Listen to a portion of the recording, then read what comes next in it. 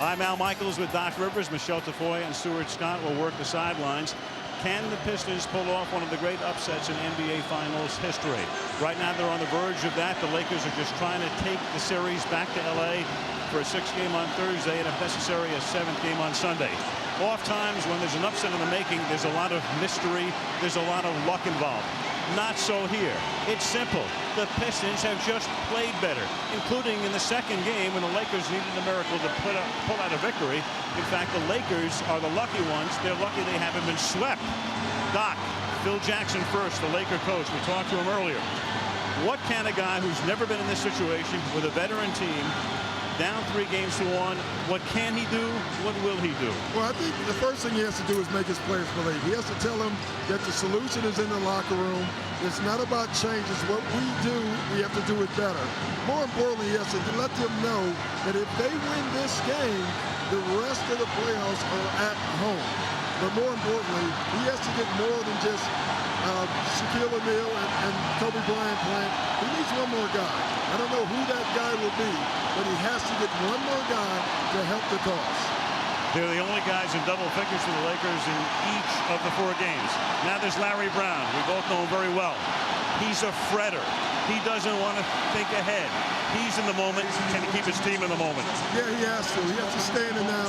He has to get his team to understand if you lose this game, this is your last game at home for the rest of the season. Stay in it now, and you'll win the game. Kind of funny. Brown staying in the moment. Phil Jackson is a guy who loves to stay in the moment, but he's got to be thinking about Thursday. Yes. And we go to Michelle. With Karl Malone out, Phil Jackson said before the game, Al, that Slava Medvedenko, quote, has a game that he can bring to this matchup with Rasheed Wallace. He also said that Medvedenko is a far better player than what he's shown in this series so far. But Phil also said he has told every one of his players to be ready to play tonight as he plans to throw everything he has at Detroit. And speaking of Detroit, let's go over to Stuart Scott. Michelle, 14 years after winning their last title, almost every Piston player to a man said their biggest challenge is focusing on one game without thinking about what happens when they win that game. Chauncey Billups told me, my only fear is that we want it so bad that we come out and start individually trying to do too much. Nothing selfish, he said, no agendas, just wanting it so bad, Al, and being that close. Right now, Jack Nicholson is here to lend support to his beloved Lakers. Jack comes to town for the first time in the middle 3 games. Lakers trying to go home and take Detroit with them. In each of the 4 games in this series, we've had a jump ball violation to start the game. The only jump ball the Lakers have won was the one in overtime in game 2, the most important. So we get set to go. Tonight's telecast available in high definition and Spanish on ESPN Deportes. Joey Crawford, who will work the game with Bernie Fryer and Bennett Salvador to put the ball in the air. O'Neal at the ready. Ben Wallace jumping for Detroit.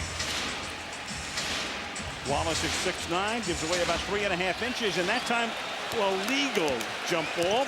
And the Lakers get it. That means they will start the 4th quarter with a possession. And if you're a Laker fan, every sign is important.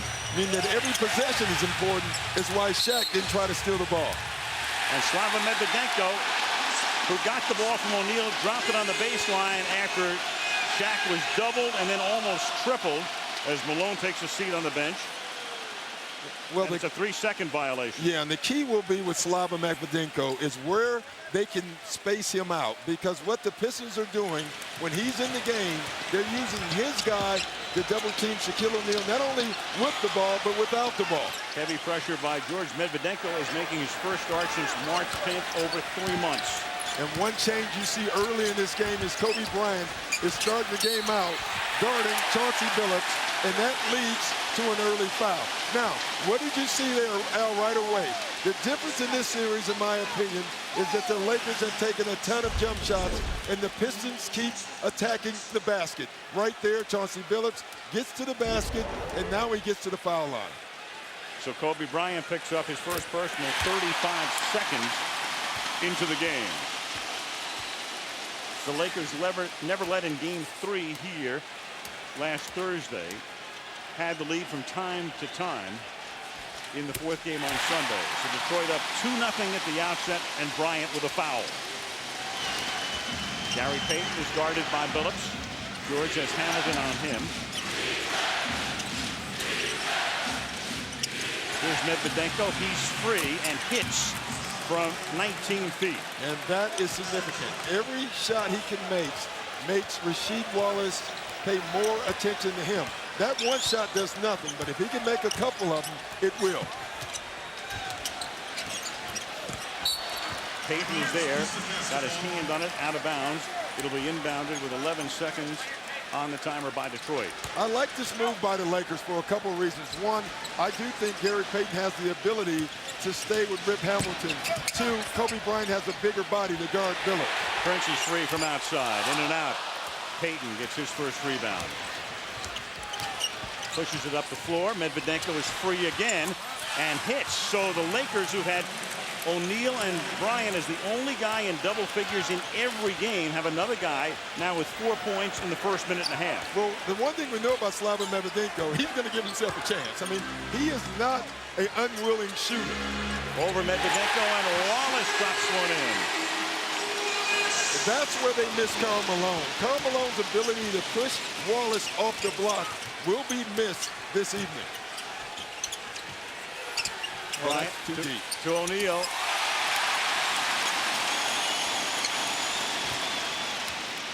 Jack misses his first shot of the night after scoring 36 with 20 rebounds and a tremendous performance the other night that was wasted. And Billups has it knocked away, stolen by the Lakers. Medvedenko again. Can he make it 3 in a row? Yes, he can. So Slava Medvedenko replacing Malone. You know he can give him the offense that Malone can't. And Doc, as you pointed out, the big question is against Rasheed Wallace. Yeah, and the key for Rasheed Wallace is will he stay on the post? He has a habit of popping out off the block. That's where the Lakers would love to see him. Medvedenko tried to front him. Now he gets behind him. And as Wallace works the ball outside, there's a foul here on the Lakers, on Devin George. Yeah, and you notice that third one, Rasheed Wallace came at him. Now, this is the third team foul already for the Lakers, and this is what they don't want, is to get the silly fouls, Al. That's where they've been hurt so far. The other night, the Lakers committed 36 fouls as O'Neal gets it over to Bryant. So the Lakers coming out tenaciously on defense. Here's Medvedenko again. This time he's going to dump it into O'Neal, and O'Neal's going to softly put it over the rim to make it 8-4 Lakers. But Al, you already saw the difference with Medvedenko making shots. When he caught it that time, Rasheed Wallace ran out to him. That allowed him to drop the ball in the shack. Prince guarded by George. Works off a Rasheed Wallace screen. Can't get it to drop, but Rasheed is there. Puts it up. Nothing happening. And O'Neal quickly gets it ahead to Bryant. Kobe's first effort is good, and the Lakers lead by a half dozen. 3.5 into the game, and the Lakers, at least at the outset, come out as a team that knows exactly what's at stake tonight. And they're doing two things. Number one, they're playing defense. And by playing defense, that's allowing them to get in the open court. And underneath, going down hard and drawing that response from the crowd is the angular and very thin Tayshaun Prince. Foul is on O'Neal. That's the first flop flagrant I've seen. You know, usually they're just flops, and he was hit hard. But watch Tayshaun Prince. He's going to lay down there for a minute to see if he could draw the flagrant foul. And when he noticed that there was not another whistle, he kind of turned around and popped right back up. Prince hasn't made a free throw in this series. He's now 0 for 4 in this series.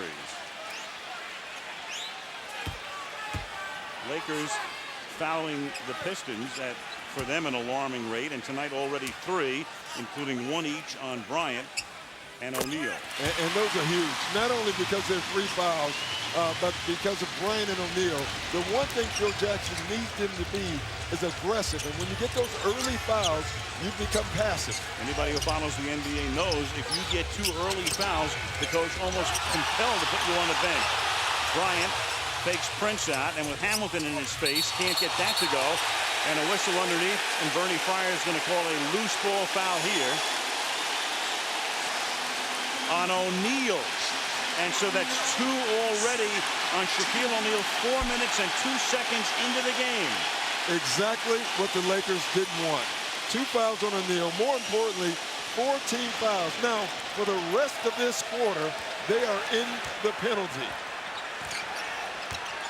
And in this situation, Jackson, of course, minus Malone, has to leave him in. And then Wallace drives to the hoop and then gets the gong from the guys upstairs as he drops one in to make it 10-7. Well, Ben Wallace knew that Shaq couldn't get in his way because of the 2 fouls. Here's Medvedenko again.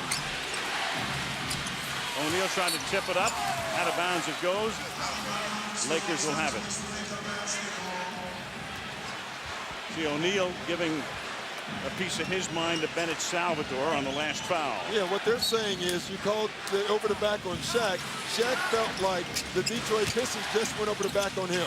What a play as O'Neal got it, gave it back to Devin George. He's able to get under the basket and face it and put it in, 12-7. Well, the one change already by the Lakers offensively is that they're trying to get to the bucket tonight themselves. They've been taking far too many jump shots and hitting very few three-pointers to this point. Cross court, Prince moves in for about a 12-footer that hits the side of the backboard. O'Neal gets the rebound. LA up by 5.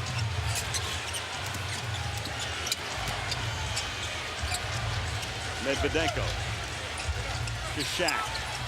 Medvedenko again. And that time, his worst effort of the night. So he starts out hot. Then he hits the rim on one, and that one barely grazed it. And the key for him is that he has to keep shooting. Hamilton. And knocked away by Payton. So Gary Payton got a hand in. Payton, who's been eaten up in this series by Billups, makes a good defensive play for the steal. I got to tell you, I like Payton's look tonight. Bryant goes underneath, loses the ball. No foul is called, and it winds up in Medvedenko's hands for the basket. This is the most engaged that I've seen Gary Payton in a long time. That doesn't mean he's going to play well, but he is engaged into this game.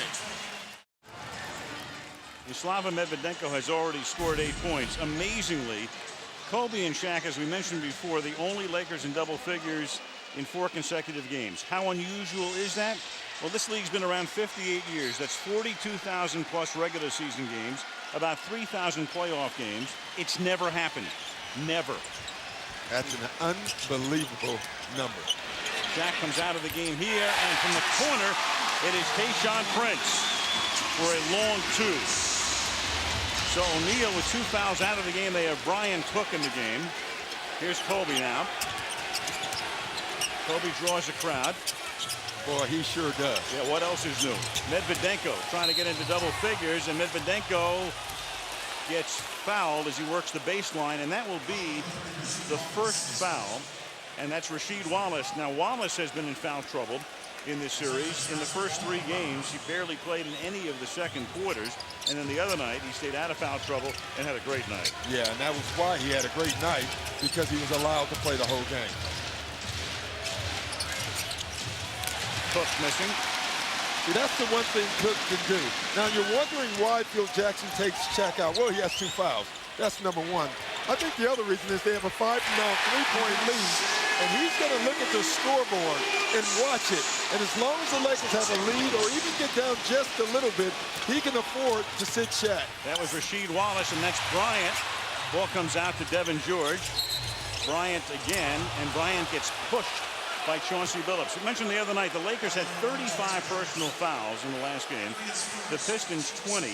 That was the largest difference between the number of fouls for 2 teams in any game in the 58-year history of the NBA Finals. We'll beat a lot of them at the end, but still, it's been the story of the series. Yeah, it really has been. And the reason it's such a big story, Al, is because the Lakers led the league in free throws. Cook made a terrible pass, but it came back to Bryant. And then the call is against the Lakers. You know, that's why you don't play rookies, honestly. And I hate to be so harsh. But first, the pass. I mean, you're in the World Championship game that you can be eliminated. You get on the floor and you throw a no-look pass to another big. I mean, that's number 1. And then to commit the foul after that. You know, Phil Jackson is thinking, That's probably why I don't play young guys in finals. Phil's also thinking, how bizarre is this? I've got 4 Hall of Famers and a 5th Beatle to start the season. I'm in an elimination game, and I have to have Cook in the game early. I have to have Medvedenko in the game early. I've got Malone in street clothes and Shaq with 2 fouls. Yeah, and that's a tough situation. But one of the things Phil Jackson talked about early in the year is how much he enjoyed working with Cook and Luke Walton. And he thought that they both would be excellent players. I don't know if he knew that he would need them this early. 6 straight points for Detroit. 7-point lead is now 1. Bryant guarded by Prince. Shoots over him. Doesn't drop. Big Ben high for the rebound. Now the Pistons can assume the lead here. Phillips puts it on his hip, goes all the way, got the bounce. So Shaq goes to the bench, and the Pistons are on an 8-0 run. And that's not a coincidence. They're struggling scoring on one end, and the Pistons are attacking the basket on the other end because they know there's no shot blocker. Shaq has been on the bench in this series. Our club has been one of the most difficult clubs to project how they're going to play of any team I've ever coached this particular year. So much of it depends upon Shaquille. He expanded himself so much the other night. We wasted one of the great games that we saw him play in this playoffs. It's going to depend upon him. Right now, I think we're feeling really pretty good about it. Kobe's guaranteed the fact that we're going to win. That in itself says something about it, and I like the mental attitude of the ball club. He was talking about Shaq and wasting that performance, and they wasted their lead here. 8-0 run in a little over a minute and a half that Shaq was on the bench. Yeah, This play resumes, he's back in. Yeah, and I thought that what Phil was doing was right. He was going to wait, look at the score. Now they're down. He put Shaq back in. I think this is a huge, key part of the game right now for Detroit. They have Shaq in foul trouble. They have the Pistons. They have the Lakers in penalty. They must keep attacking this basket. And that was Devin George with the slam to make it 16-15. Meanwhile, Kobe Bryant for the Lakers has started out cold again. Kobe 1 for 5, hitting only 38% from the field in this series. Prince all the way, drops it in. See, they know that Shaq can't help. And if he does help, they're going to throw their bodies right into him. So it'll be interesting how Shaq handles this. And that'll make Prince very effective as well. He loves that move. Goes to the lane and puts it in. Shaq misses, gets his own rebound, and stuffs it back in. Even a passive Shaq is aggressive. Even a passive Shaq is effective. You know what I mean? And a passive Shaq who knows his season could be over. And Shaquille with 2 early fouls. Payton guarding Hamilton, who puts it in over Gary to make it 19-18. Lead seesaw. That's the one area where I think Rip Hamilton is going to have to take advantage of Gary Payton, and that's his size. Payton losing it. Stolen by Wallace. He's out in front all alone. 21-18 on the steal by Big Ben.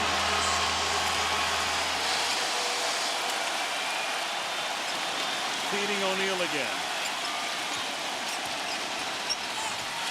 Medvedenko can't get it to drop. Rebound to Billups. Pistons running the floor. Score it, Hamilton. 23-18.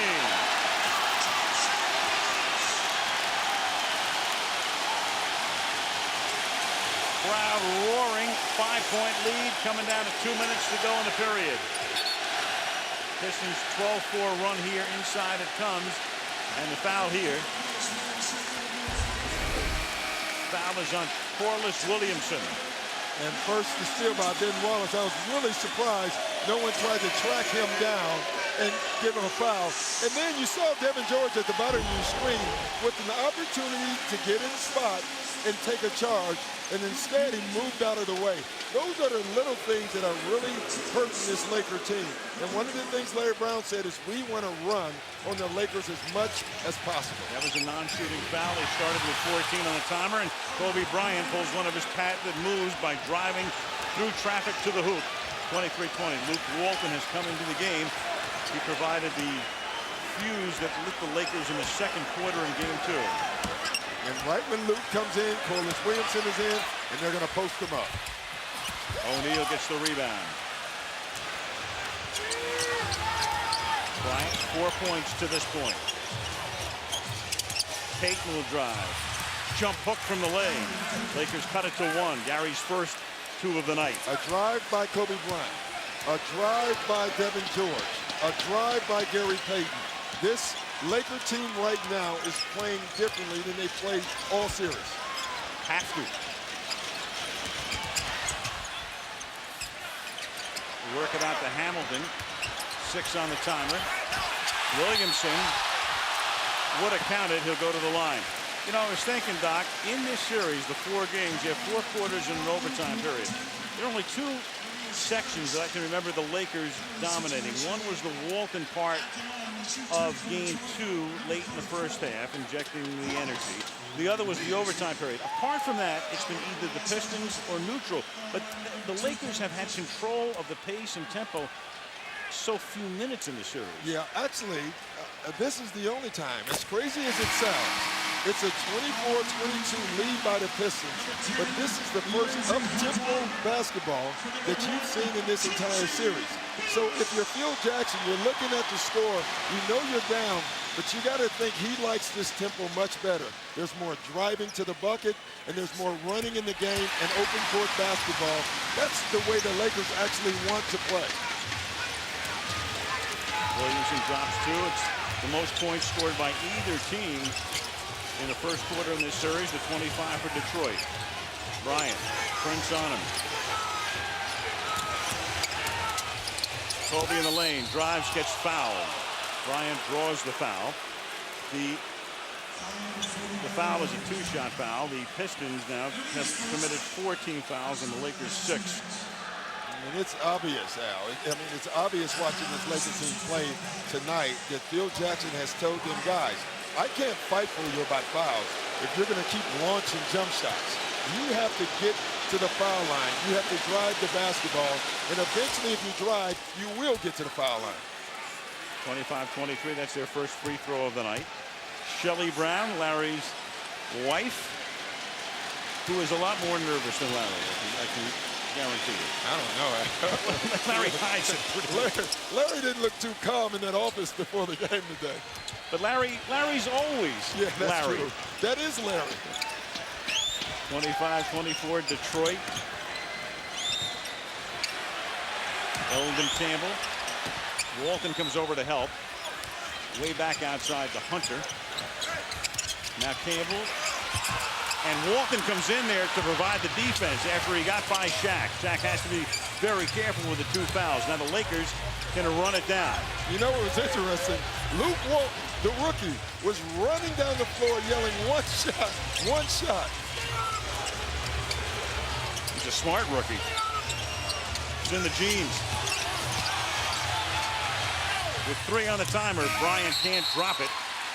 And that'll be the end of the first quarter. And there is still time. There's, well, 0.4 of a second. And you know what that means. Well, Derek Fisher certainly knows what it means. And Kobe Bryant is really upset because he thought he had Tayshaun Prince up in the air and drew contact. And he really wants to know why that foul wasn't called. They put 2:10 on the clock. Pistons will have to inbound from backcourt. O'Neal's going to come out. They're not going to take any chances here, even with 6/10. That would be a horrible 3rd foul. Well, there's a lot of time. We know that with 6/10. 2/10 more than you need. Prince looking to fling it down the floor. Does down the baseline here. Hunter puts it up, and at least he got the rim. No foul call there. Bryant goes off the floor. Asking Bennett Salvatore if he's going to call any fouls when he's shooting tonight. 25-24, second quarter. Al Michaels, Doc Rivers, Michelle Tafoya, and let's check in with Stuart Scott.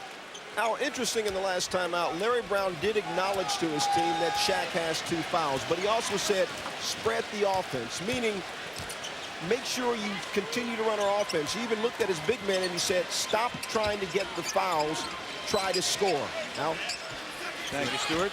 And that is really significant because what players and teams do, they focus so much on trying to draw the foul on Shaq that it actually takes them out of their rhythm and their offense. That was Williamson dropping in the first points of the period. Kareem Rush is in the game. So is Derek Fisher. And Kobe has the ball stolen.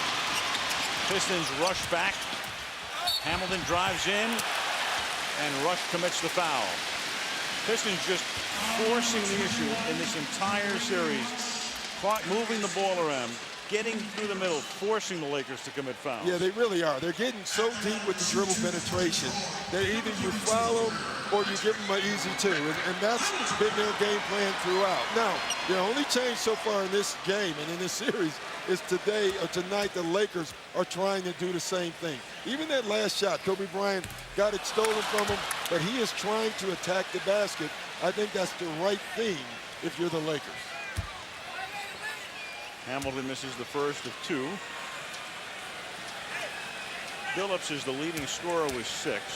The Pistons, you talk about spreading it out and balanced scoring. They have 6 guys who have between 4 and 6 points. The Lakers, meanwhile, have Bryant now with 6. Medvedenko had a quick 8. He's on the bench right now.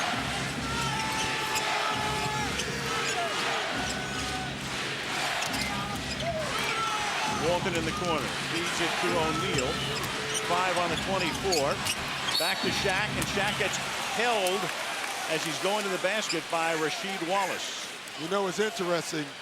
I don't think Larry Brown wanted that, you know, because it was Rasheed Wallace. You know, he needs Rasheed Wallace to stay in this game. Now Rasheed Wallace commits the foul because Shaq gets so deep, and it saves him a bucket, but it hurts him because Wallace has to come out of the game. For the 4th time in 5 games, Rasheed Wallace has to take an early seat with his 2 fouls. Shaq tries to hand off to Kobe, and Lindsey Hunter got in between them to commit the foul. Here's Michelle. Well, Al, since the last game, Phil Jackson spoke with Kobe Bryant about the things they wanted him to do tonight in this game, and I'll finish up after this play. Fisher for 3. Al, what Phil wanted from Kobe tonight was the things that he did in game 2, the game that they won. Play off the ball, get easy baskets, move without the basketball, be a distributor, and when he does have the ball, distribute the ball, and then the game will come to him. That's what they're looking from Kobe Bryant tonight, guys. Michelle, that last foul was on Elgin Campbell. Now Bryant nearly has it taken away, and does in fact, by the hands of Hunter, leading to a Hamilton break and dunk. See, Kobe Bryant just did exactly what Phil Jackson didn't want him to do. I mean, right there, he tried to split between 2 guys, which would be very difficult, and he turns the ball over. That's his 2nd turnover now for buckets for the Pistons because he's trying to force the action. 6-point lead inside to Shaq, puts it up and in. But if you're the Lakers again, it's a 4-point game, and now the Pistons have 3 team fouls early into the 2nd quarter.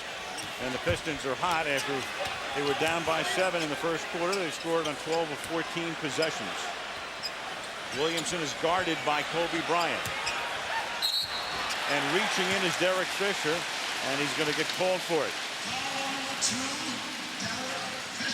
Back to the steal by Hunter and the Hamilton breakaway. I mean, again, you can see Kobe Bryant trying to force the action, and that's the 2nd time he's tried to split between guys, and that's what Kobe Bryant does extremely well, except for the Pistons now know that.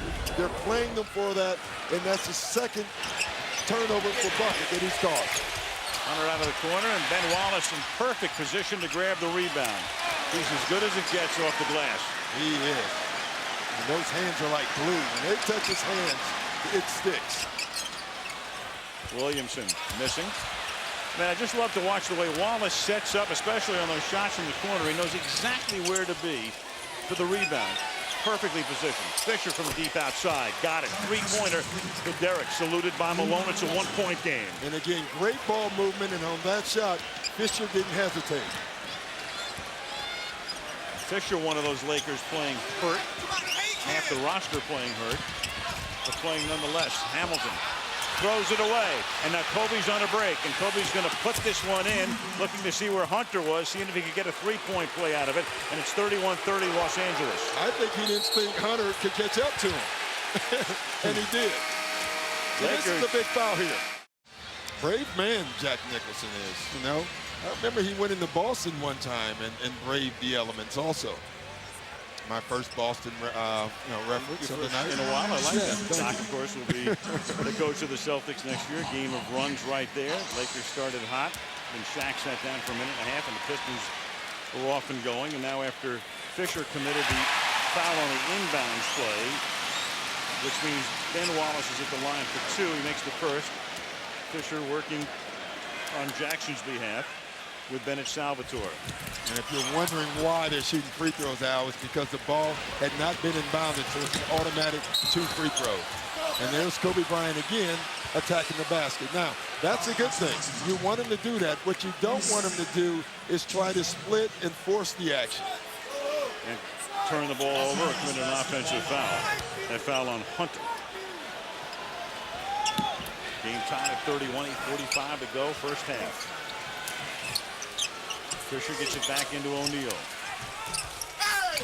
Can't get it. Hunter comes away with it. Campbell. Pistons love to force the ball up the floor. One of the reasons is it makes Shaq work that much harder. Yeah, it's like chopping a tree down. They say it may not give them make a big deal for the first 3 quarters, but by the 4th quarter, they don't think Shaq can keep running. Hamilton gets free. Back door. And that's a rare sight that you will see Rip Hamilton driving towards Shaq and Shaq getting out of the way. But that's because of the 2 fouls. Bad pass, and it results in nearly a Piston basket, but at least they go to the free throw line. Well, I tell you, talking to Phil this morning, one of the things, 2 of the things he said we couldn't do is, 1, we couldn't make silly fouls. They're making them. 2, he said, we cannot turn the ball over and allow them to get easy buckets. And they are doing it at a high rate right now. They turned it over 7 times in the first 16 minutes of the game. Log on to the NBA store, NBA.com. A lot of good stuff right there. NBA.com. You know, what Phil Jackson is saying is that he believes that his team has actually played good defense, minus the turnovers, which are easy buckets, and the fouls. Payton comes back in. Kareem Rush departs.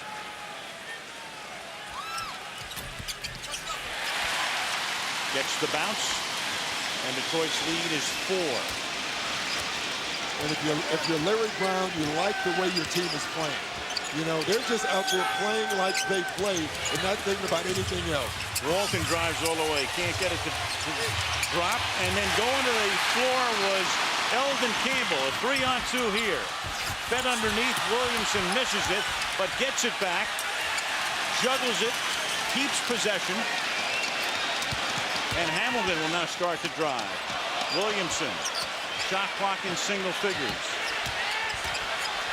Hamilton, fall away. Couldn't get control of the ball, but got hit and fouled. Payton.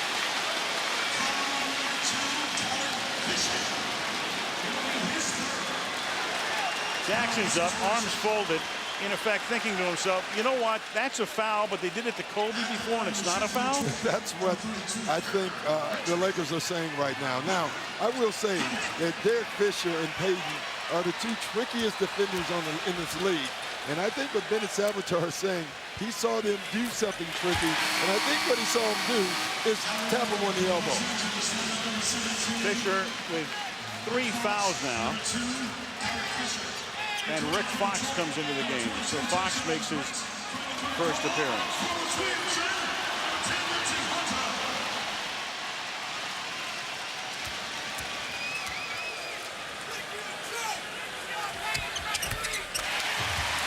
And Detroit up by 6 again. So after they had a 6-point lead and the Lakers overcame it, Detroit up 37-31.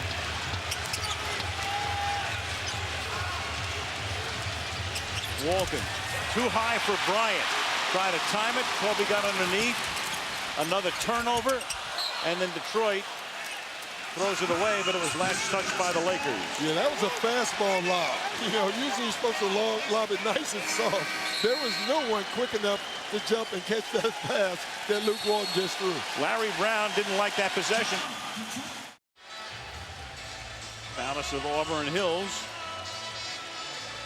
About 10 o'clock local time. The Lakers, as play resumes, on the short end of a 7-0 run in the last 147. The second such run in a short period of time for Detroit.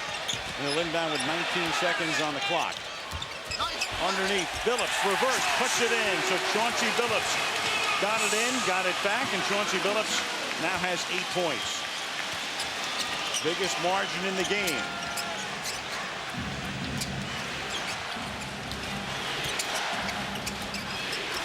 O'Neal's going to drive. Too hard.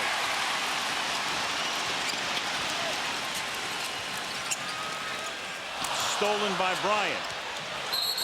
And Bryant, as he's moving down the court, gets fouled by Tayshaun Prince.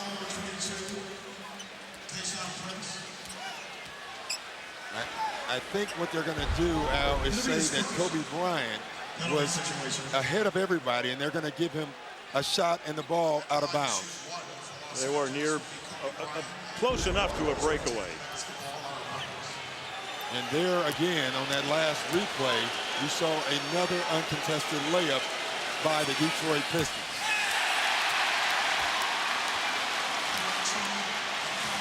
That is the height of frustration. You get, in effect, a free throw, and you can't make it. And here it is. You know, what they're saying is he had a clear path to the basket. No one was in front of him. He led the pack, so you can't foul. It's a good call. And then one of the best free throw shooters in the NBA can't drop it. The Lakers inbound it. 6.5 to go first half. Bryant working off an O'Neal screen. Goes all the way, puts it up, and it doesn't go, but it'll go to the line. See, that's what they want Kobe Bryant to do. And that was terrific execution. They swung the ball to the left, acting like the ball was going to go there. And then Shaq came up from the bottom and gave a terrific pick, which allows Kobe to split and get into the paint. And you can see there the foul on the arm.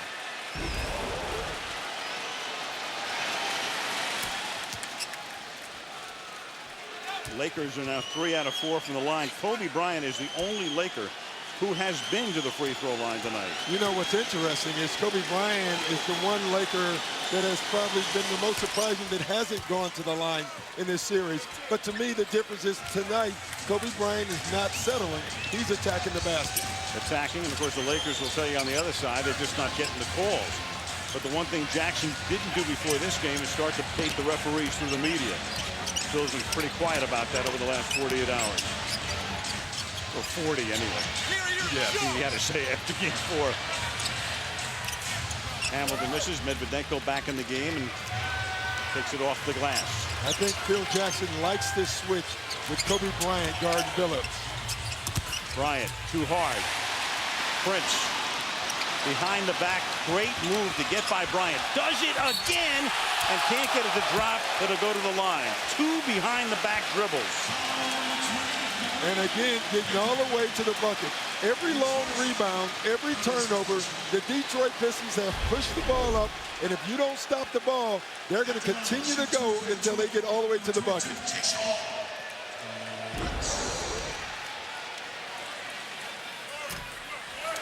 Prince, who grew up idolizing Kobe Bryant. You know, I say he idolizes Bryant as Okur and James come into the game. There's only a couple of years differential, but Kobe's been playing in the NBA so long, and Tayshaun Prince wound up going to college for 4 years. I guess you become an idol. Yeah, you do. And Kobe became an idol pretty quickly in this league. There are guys in their 30s who idolize Kobe. 7-point Detroit lead. 5:40 left in the half. Okur guarding O'Neal, who gets it back from Medvedenko. Puts it up, gets fouled. See, again, Shaq's being patient. They're moving the ball. They're attacking the basket. I think one point has to be made about this free throw discrepancy, Al. You know, the Lakers led the league in free throw shooting most of the league all year because they led most of the games and teams went to hack-a-shack. They've never had a lead in this series, so the Detroit Pistons really haven't had to go to hack-a-shack, and I think that's one of the big differences in this series. That's anathema to a purist like Larry Brown as well. He doesn't want to do it. Free throw attempt differential, as you can see, the difference in the finals as opposed to the regular season. In the first 3 rounds, Medvedenko got the rebound after 2 O'Neal misses. Now Bryant puts one up. Kobe stays cold. Bryant is 3 of 10 from the floor.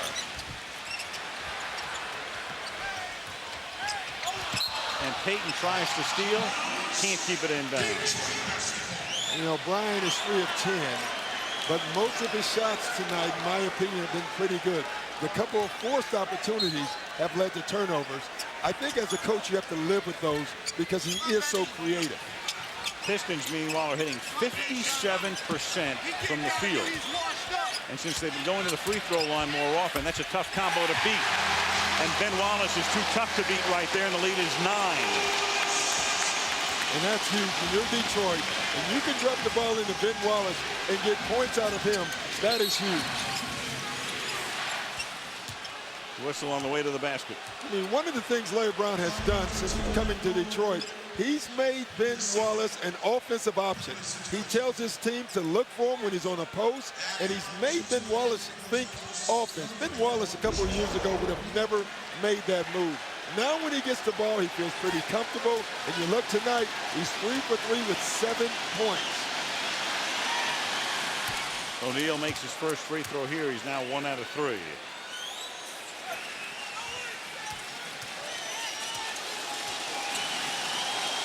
Lakers had an early 7-point lead. There's Wallace tipping it to himself. Great body control, kept it inbounds. His huge hands. Able to pot. And then Detroit tries to cash it. Wallace. Wow.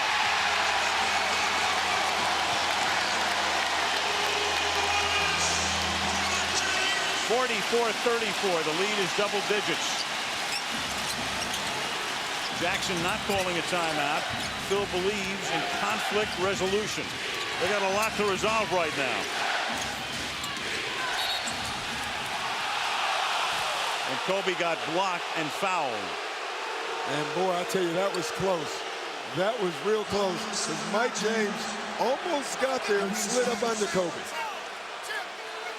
Watch his foot and see if he was still moving at the very end. He was. That was an excellent call.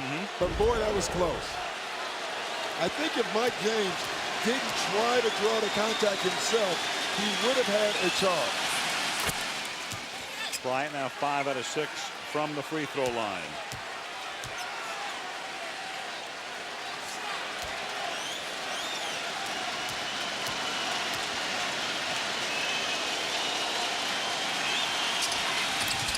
Drops them both.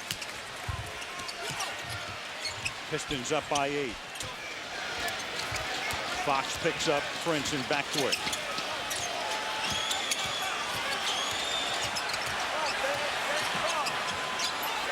James way outside. He provided a big spark for them in just a very short period of time late in the first half the other night. Okur.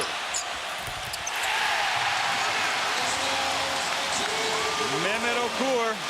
And Medvedenko right now, even though he's giving them some offense, is a defensive liability for this Laker basketball team. He's getting scored on from all angles. And the call here on the Lakers.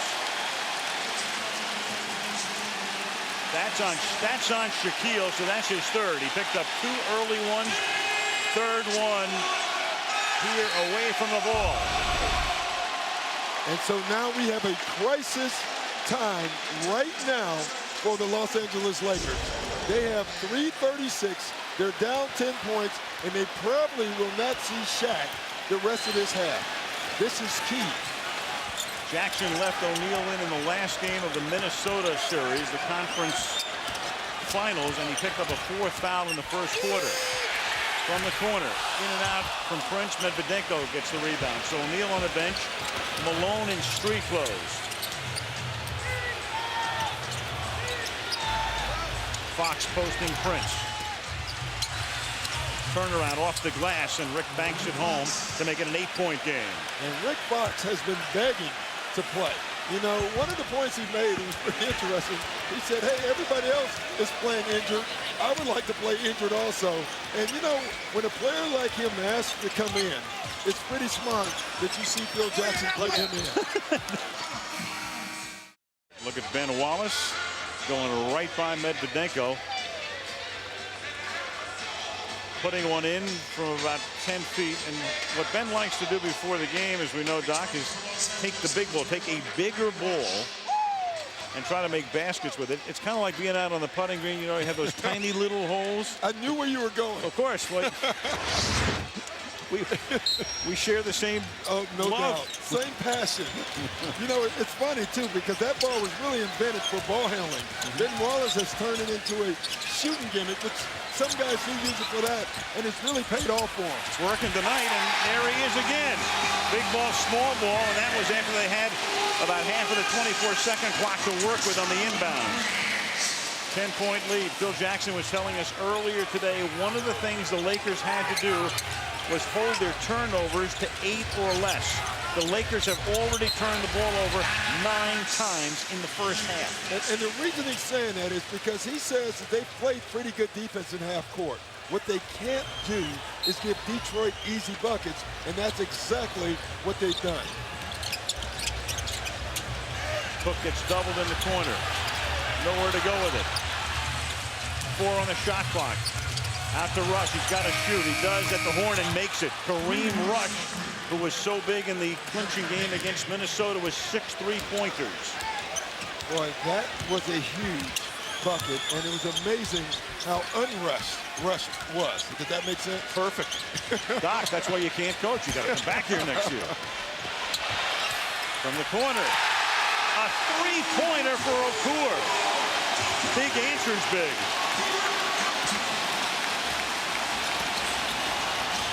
Bryant.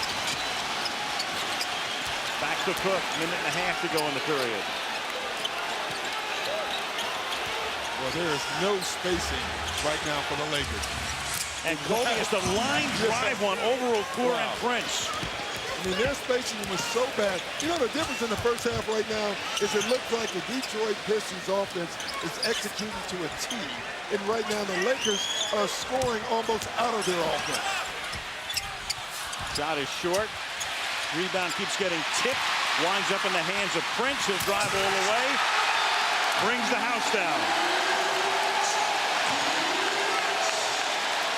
The Pistons in this series just eating the Lakers up on the offensive glass. And that's length and athleticism coming together at the same time on that last possession. The ball stayed up in the air, and they got both. 20-second Laker timeout.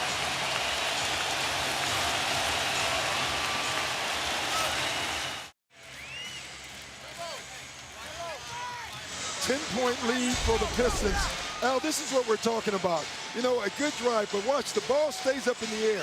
And if you're longer, quicker, and more athletic, usually you come up with the rebounds, and that's where the Pistons have taken advantage of the Lakers in this series. Night after night, first time in this series, either team's had a 50-point first half. Bryant puts one up. Well, I think the Pistons love when he settles. They love when he settles for that fadeaway jump shot, even though it is one of his staple shots. With Tayshaun Prince's length, they will take that shot all game. Pistons eating up the Laker defense. Okur drives, softly puts it in. And they lead by 12 with Jack on the bench, Malone and Sivvy. And a game away from elimination. Okur has 7. Medvedenko will drive to the basket and get fouled on his way to the hoop. You know, in a perfect world, if you're Phil Jackson, you would have loved Medvedenko to back it out and take the final shot and just have a 4-second differential. But you can't pass up layups right now when you're down 12. Third foul on Okur.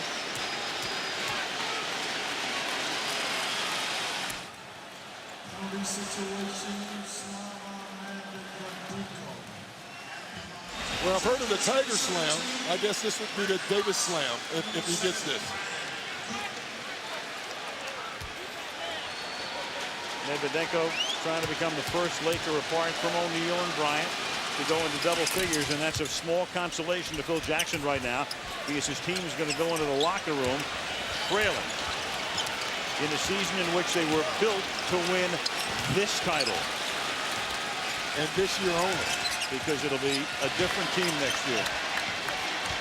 And the Pistons right now trying to make it a dozen points if they can. And James puts it up and doesn't have it. And there only a fraction of a second left on the clock. It's the largest halftime lead for either team in the series. So Detroit fell behind by 7 early. They put Shaq on the bench. They caught him. The lead seesawed a little bit. And now Detroit with a great run in the second quarter. They outscored the Lakers 30-21. And Detroit leads 55-45 at the half. We go to Stuart Scott. Ben Wallace, 11 points. You guys are shooting over 60%. You're the Pistons. You don't shoot 60%. What's going on? I mean, that's what confidence do for you. You know, we got some stops. We was able to get some clean looks. And tonight, the shots just falling for us. Why are fast break points? You guys got a bunch of them. Why are they so important for this game? Because, you know, they got the big fella down inside. And if you slow the game down, allow him to get position, you know, he's going to bang you all night. So we want to get out and make him run a little bit, try to wear him down. 24 minutes away from what could be a championship. What's your biggest concern at halftime? Just that we don't come out a little bit, you know, over-aggressive. You know, we got to stay poised, continue to execute our offensive set, continue to get stops, and allow the game to come to us. All right, Ben, appreciate it. Good luck in the second half. Second half ready to begin. Detroit up by 10 points at the Palace. Al Michaels with Doc Rivers, Michelle Tafoya, Stuart Scott. A lot of different things we can talk about. But again, one of the things, Doc, is the fact that the Pistons are having their way against that Laker defense. Lakers started out pretty good, defending almost every shot, and then all of a sudden they became a sieve again. And that's been a staple of this series. All series long, the Lakers have come out and played defense for, you know, a quarter or maybe a couple of possessions, but they haven't been able to maintain it throughout the games. And this is what you see when the Lakers don't play defense. You see layup after layup after layup. And this is not just this game. It's been the entire series. They're running on all cylinders, 61% from the field, 10 layups, 3 of those are dunks, 11 points from Ben Wallace, who's not an offensive player, and they've had a ton of wide open shots that don't even count as layups. 26 points from not only in the paint, but you're in the easel, I guess, at that point. I mean, you're right there. Layups, dunks, you know, and the Lakers are right now in a lot of trouble. Yeah, I will say this, though. Shaq left, they're down 10. He comes back, they're still down 10. I think that's significant. Back he comes at the start of the second half. We go to Stewart. Al, I asked Larry Brown what he told his team about making this just one simple half of basketball. And he said, I really told them, just keep doing what you're doing. Do your job and you'll be fine. But then he smiled and he said, but I did tell them, enjoy this. And I told them several times. For a report of the Lakers, let's go to Michelle Tafoya. Stuart, as I was standing outside the Laker locker room during halftime, something very unusual happened. A Laker official came out of the locker room and shushed people in the hallway. Things were obviously getting tense inside that locker room. Kurt Rambis told me players were attentive. We're overplaying guys on D. We're allowing them to penetrate. Back to you guys. And this begins, the second half does, with a Rasheed Wallace three-pointer. Boy, and that's a big one. I know it's early in the second half. Rasheed Wallace really didn't get involved in the first half, and Larry Brown came out of the halftime making sure that Rasheed Wallace touched the ball. Here's O'Neal. And the Lakers will need a lot of that. I was going to say, Phil Jackson came out, and he said, make sure Shaq touches the ball. Shaq got a little bit of rest because of the foul trouble in the first half. And again, Ben Wallace takes the rebound away. And he's just quicker to the ball. That's what you keep seeing in this series. The Pistons are just quicker to the basketball. Prince. Wallace has to come out. Wallace is going to drive all the way. Payton back for the Lakers. Medvedenko. Here's Bryant in the corner. Medvedenko is open from inside the arc and misses. You notice how Medvedenko came out and he made those 3 shots. And since then, he has really struggled. He's starting to hesitate. You know, that's the difference between a great player and just an average player. The average player will make a couple, but when he misses, he loses his confidence. A great guy, great player will keep shooting. Prince short, but again, they keep it alive, and Ben Wallace gets the assist on the Hamilton layup. That was a great example of what I've been talking about that last play. A loose ball. Shaq reacts, so does Ben Wallace, but Ben Wallace is quicker to the ball. Now Bryant, and Bryant gets fouled. That one is on Tayshaun Prince. That'll be his first. I mean, I want you to look at this. You see Shaq and Ben both go to it. Ben gets it quicker, and that causes a layup. Second shots and free throws have killed the Lakers in this series.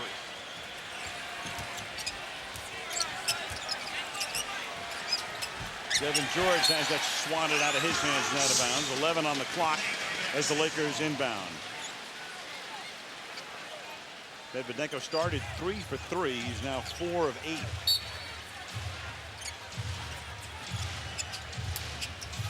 Payton having trouble getting it in, just does. Bryant, 7 on the 24. Kobe goes all the way, left hand stuck. So Kobe Bryant has come this evening and done what he should do, and that's attack the basket. Shaquille O'Neal getting in foul trouble hurt the Lakers. The key for the Lakers in this half is Shaq staying on the floor. And playing some defense. Wallace working on Medvedenko. Puts it up. And there again, I have never seen anybody with the instincts of Ben Wallace. He knows exactly where to be. And he's quicker than everyone else on the floor. I mean, how far do you have to go back in the NBA annals, Doc, to think of a guy who knew exactly where to be like that? Dennis Rodman. Dennis Rodman. Yeah, you have to go back that far, I guess. Well, I was hoping you'd go back to, you know, like Arnie Rison or somebody. Here's Devin George. Tapped out. George sending it around the rim, a 360. The Lakers with a fresh 24 as O'Neal with Wallace on him. Turns on him. Puts it up. Doesn't get the bounce, but gets fouled. And that one on Rasheed Wallace is his third.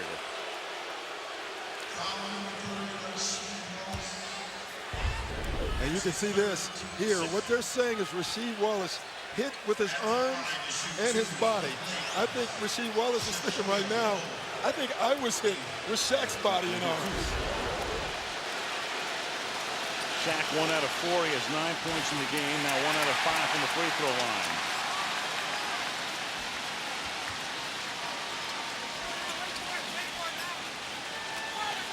Lakers have taken 14 free throws tonight, made 9. Pistons 18 and made 14.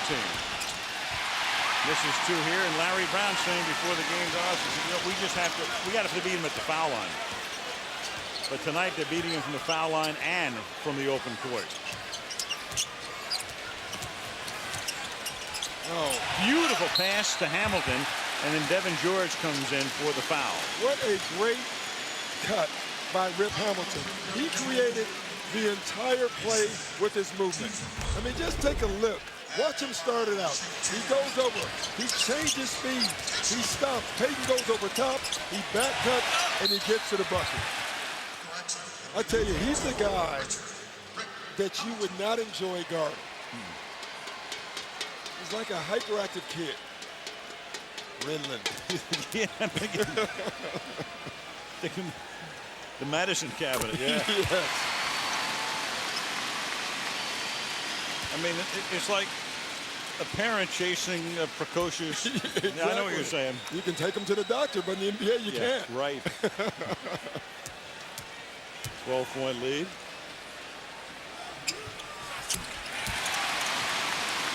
Now 13, 8:25 remaining in the third. When the Pistons have a double-digit lead, they're as tough as anybody to beat because of their great defense. And then Bryant loses it on his way to the basket and looks back at Joey Crawford, the referee. Three-pointer coming up for Hamilton. Rimmed it out.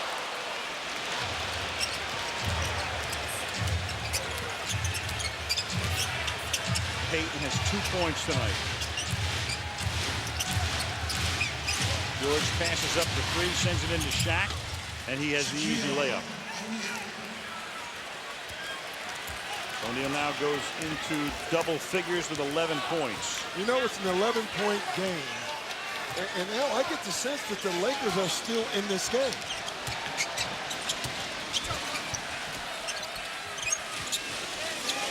Doc, my sense is 3 months ago they'd really be in the game, but I'm not sure right now. And a 24-second violation. I say that only because of the dominance of the Pistons in the series. The Lakers keep living on the edge. They've taken themselves right to the precipice right now. Phil Jackson has to mix and match and play a makeshift lineup. And Larry Brown is making all the right calls. Well, you really have. But when you look at this game right here, I'm looking at the way the Lakers are playing. They look like they're aggressive. They're taking it to the bucket. They're drawing fouls in the half. They might have a chance to get a penalty first in this quarter, which would be different. I tell you, this game is becoming really dangerous for the Pistons. They called that on Rasheed Wallace. You saw Ben Wallace put his arm up as if to say, call it on me. And they've called it on Rasheed, so well, that's 4 on him. And that's because it was on Rasheed. And what Ben Wallace was trying to do was sell to his team or to the refs that the foul was on me. No so this sale. is the first time now that Rasheed Wallace has gotten in trouble in the second half. Right. So he picks up his 4th with 19 minutes and 5 seconds remaining in the game. And O'Neal picks a pretty good time for the Lakers to make both. Single digits now, 9-point game. Double teamed in backcourt. And Devin George runs away and goes, come on, we had him. They call it on George, and Billups goes down as George picks up his 3rd foul. You know, it's funny. Billups looks down and said he slipped on the play, yet the foul was called already. Phil Jackson has never lost 3 playoff games in a row. They'll have to pull one out here to keep the series alive. Hamilton. Ben Wallace went high in the air. Prince couldn't put it in, and O'Neal fights for the rebound and has it. And the foul is called on Tayshaun Prince. And now the Lakers are starting to amount the fouls. They're going to have a chance to be in penalty. That's 4, so 1 more, and the Lakers will go to the line for the rest of the quarter. 6.5 to play. Payton, little fall away, doesn't go. Ben Wallace with the rebound. That used to be Payton's staple move.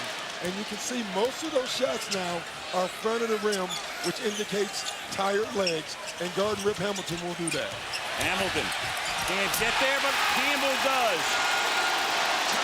Rip Hamilton calls that play with the dribble penetration.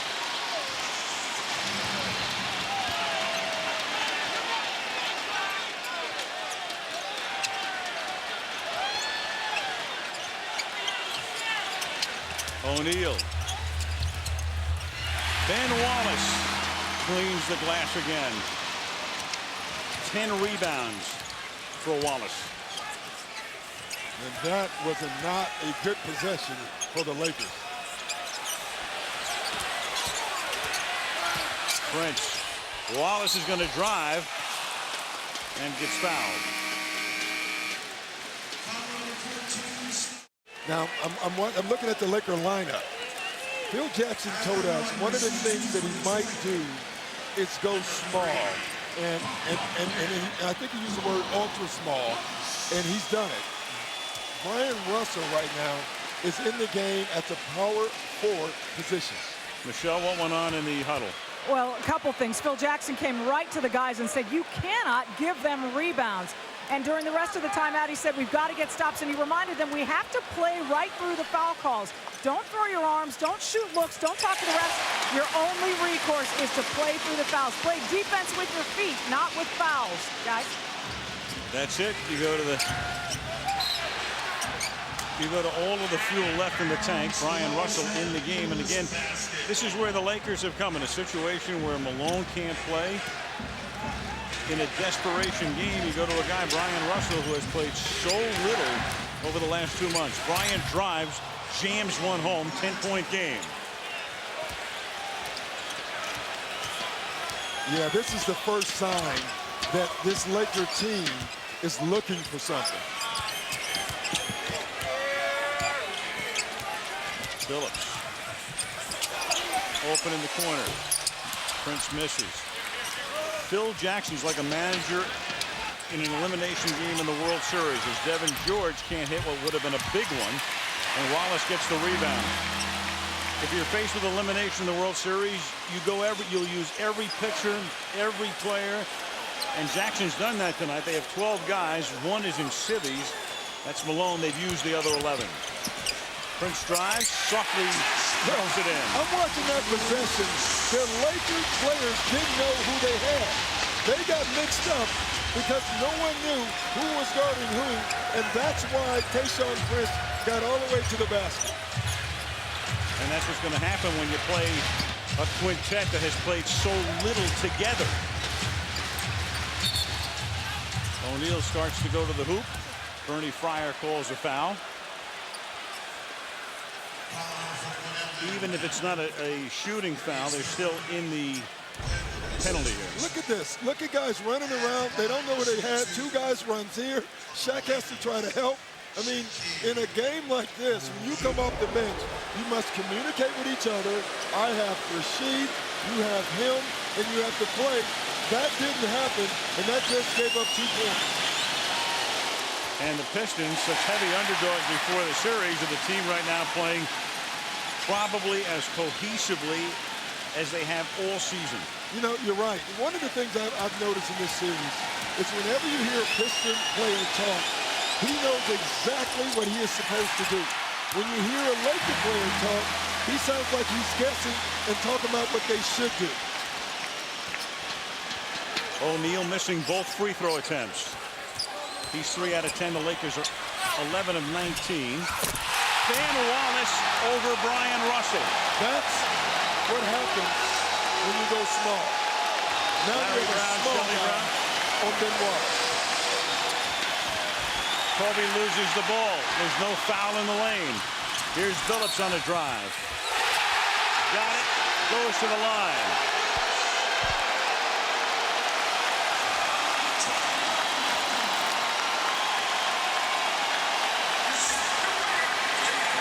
The Detroit Pistons are smelling the golden ball, and they're going for it right now.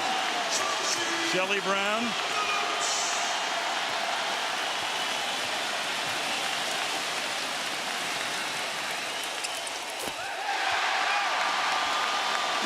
A 17-point lead.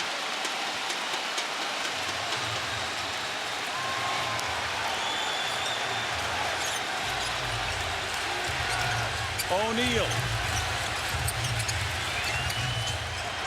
Bryant. Give and take with Shaq. Goaltending. Ben Wallace did that on purpose, Al. He knew it was going in.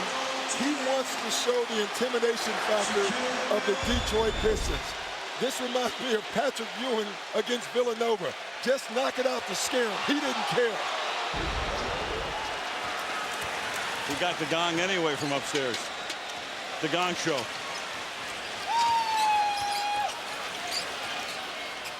Phillips throws the ball away.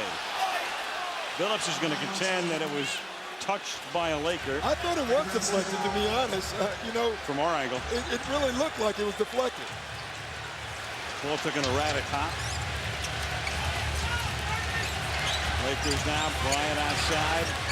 Payton has the ball. Looks Kobe's way. Goes inside to Shaq. Slam dunk. 72-59. Under 3 to go in the third. Larry Brown a little nervous again. Well, I think they're going to be nervous until there's all zeros on the clock. But right now, Larry will be, yeah. They're playing good basketball. Prince.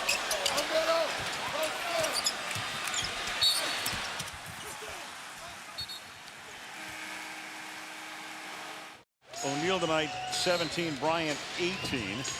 But the story has been Detroit's defense again. And Ben Wallace with 13 rebounds and 14 points, so he's done it on both ends. The technical foul will come after the personal foul on George, who looks over at Bernie Fryer and gets teed up.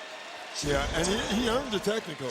There's no doubt about it. And right now at this point in the game, when your team is down 13 points, now 14 points, you can't afford to give up any free buckets. I don't think Phil Jackson was real happy about that technical foul, and that's why you see Devin George with that towel and sitting down. But there's nothing that Phil can do about it at this point. He's done all of the politicking and all of the carrying on, the manipulating that he could. Too late now. Here's Stewart.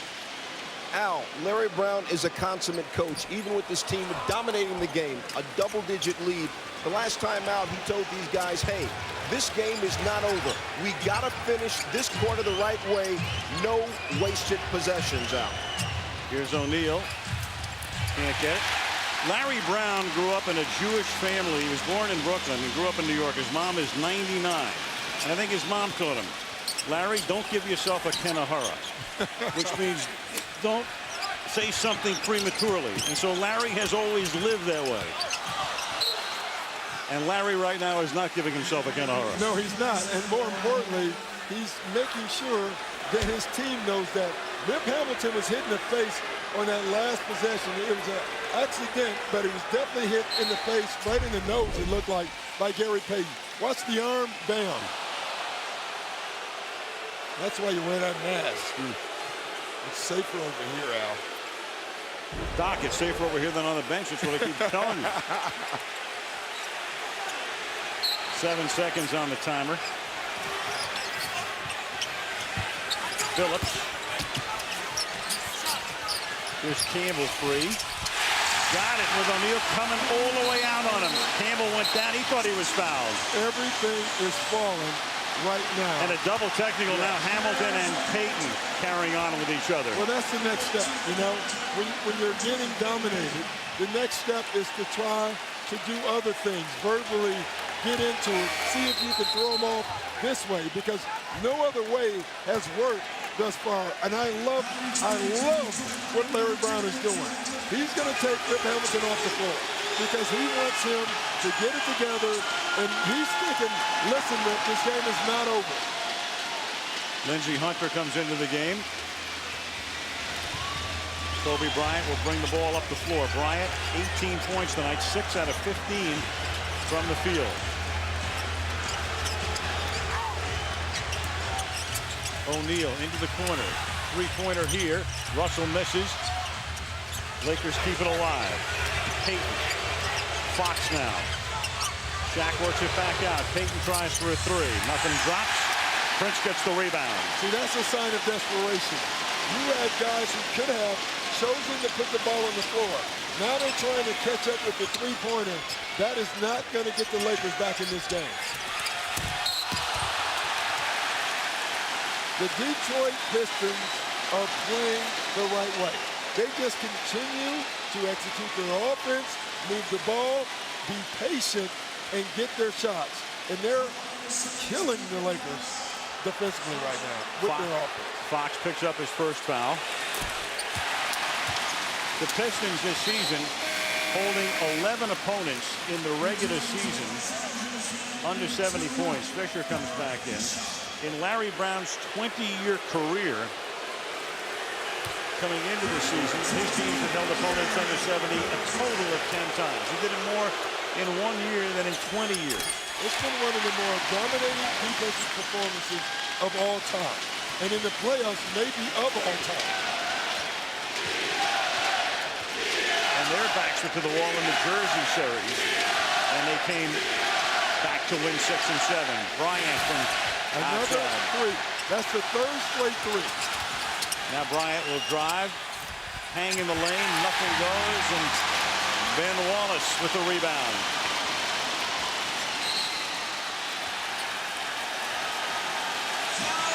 The Lakers have the look of this. We tried, we couldn't do it, we're not good enough, and now you can see them slowly deteriorate in front of your eyes. Kobe Bryant with the foul.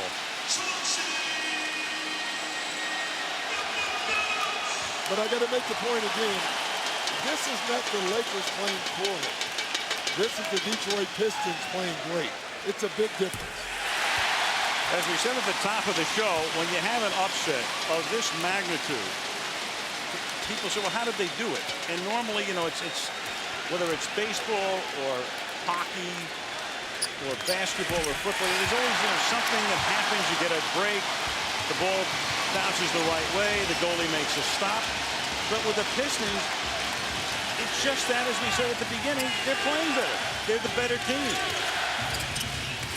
Bryant missing. Campbell. Phillips. Look at the ball movement. Look at the patience. Everybody's touching the ball, even on a fast break. And the Pistons right now look like a fresh horse. Well rested, running, flying down the floor, and the Lakers look like they're totally innovative.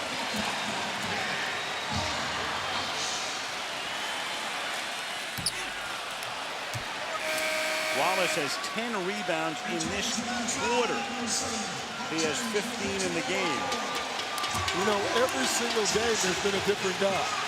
Chauncey Billups was dominant in one game. Rip Hamilton was dominant in one game. Rasheed Wallace was dominant in one game. And now tonight is Ben Wallace. You know, when you start thinking about MVP, I don't know if you can give it to one person. I think this should be a team MVP. I don't know if that's possible, but you have to think about it. They've got to give it to an individual according to the rules that I'm aware of. Change the You're rules. right. Yeah. Give it to a coach, too. Yeah, they could. They really could.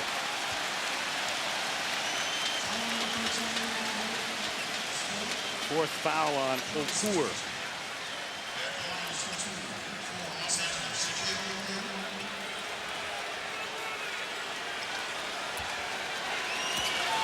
O'Neal at the line is 3 out of 10.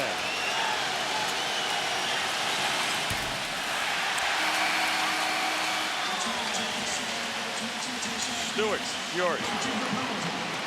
Al, Rip Hamilton just came back in the game. You saw him, he caught that blow to the face, but that face guard he's wearing, it's worth $2,500.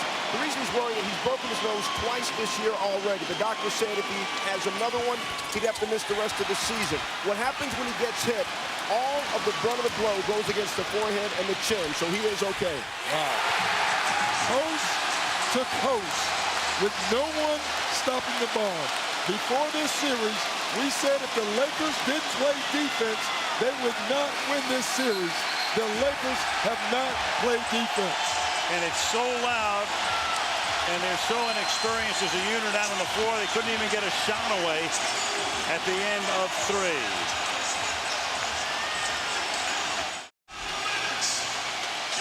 Al Michaels, Doc Rivers, Michelle Tafoya, Stuart Scott. Fourth quarter begins. William Davidson, whose WNBA team is shot, won last season's title, who owns the Tampa Bay Lightning, and they have the Stanley Cup. That man's had a pretty good year. Boy, I tell you. Lindsey Hunter starts the fourth quarter with a steal. Not one Laker cross half court. Shaq on the bench as we start the period. If you watch right now, Al, if you watch the body language, the movement, who do you think is winning and losing right now? The way the Pistons are playing, if you turn the game on right now, you would think, boy, they must be down. They're playing desperate. But they've been playing at the same pace. They have controlled the pace. And it's the Lakers who look always a step behind. Kobe goes to the hoop and gets fouled in the lane. Wallace. For Larry Brown, trying to become the first guy to do that. He won the NCAA crown at Kansas in 1988. Danny Manning was his key guy. He also coached UCLA to the national championship game in 1980. He was here with the Philadelphia 76ers in the NBA championship. Larry Brown, everywhere he's gone, his team has improved. The San Antonio Spurs. He normally takes reclamation projects. I mean, this is a guy who got the Los Angeles Clippers into the playoffs. Hey, I was a part of that team. Despite Doc Rivers being on the roster. He did it in sweaters. Ben Wallace. He'll tip it back in himself over Brian Cook.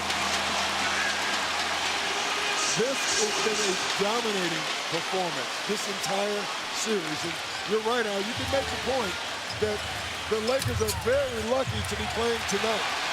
You get the feeling, the way this is going, that these teams could play 10 more games and the Lakers might not win one. I mean, it's been that dominant. Look at this.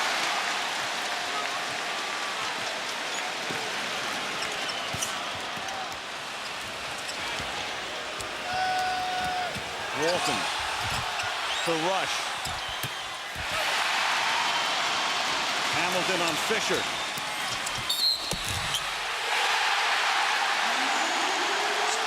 It's almost like the party has started with 10:32 still left in the game. Yeah, the party has started. There is no doubt about it.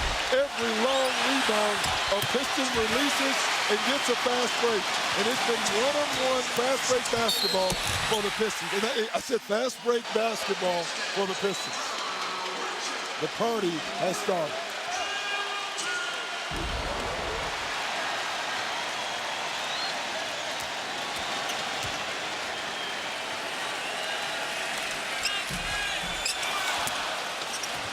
Doc, you may be the last coach ever hired under 60 years old. You know, when you think about what's happened since 2000, Dick Vermeil at 63 became the oldest coach to win a Super Bowl. Scotty Bowman, 68, the oldest coach to win a Stanley Cup. He only won 9. Jack McKeon, 72, won the World Series last year. And Larry Brown, who looks about 50 but is 63 years old, is on the verge of becoming the oldest to win an NBA title. Well, all I have to say is I hope I don't have to wait 23 years to win a title. Doc will keep this season over for you, baby.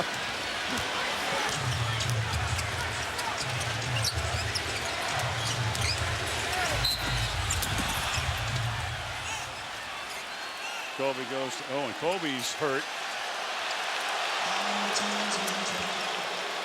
Bryant this season, of course, in addition to Colorado, was also hurt on a couple of occasions, missed about 15 games. At one point, it looked like he wrenched his shoulder to the point he'd be out for a couple of months. Instead, he was only out for a week or so. Yeah, I think he missed one game. Yeah. It's still not healed. You know, when you talk to the team doctors, he may have to have surgery. They don't know after the season is over. The team is definitely going to have surgery. The team is going to have major surgery. Talking to Mitch Kupchak, the general manager today, as Wallace comes back in. Hunter goes out. There will be no offseason for the Laker brass. And what about Phil? And what about Shaq? Now, Shaq's under contract, so unless they trade him, which will not happen ever. If they won't go trade him, they won't trade him? I don't see that ever happening. I think the number one thing is what Phil Jackson does. Number two is what Kobe does. And you can put that one or two any way you want it. And then it gets down to Karl Malone and Gary Payton and what they do. And then it gets to Kupchak. And what is he going to do to change this basketball team? Prince. And that's without even mentioning the most important matter in Kobe's life. Yes. I mean, it's all moot unless he's acquitted. You know the what first about Malone, too? Yeah, Karl Malone, Gary Payton. Wow. The first thing that stands out watching this Laker team play is, you know, it was nice getting Karl Malone, and it was nice getting Gary Payton. But what this team needs is outside shooting in the worst way, because the Detroit Pistons have been able to sag and clog up the paint and haven't had to pay a penalty for it. So I think what you'll see with Mitch Kupchak is they're going to go out and search for shooters. They got sporadic outside shooting this season, i.e. Fisher.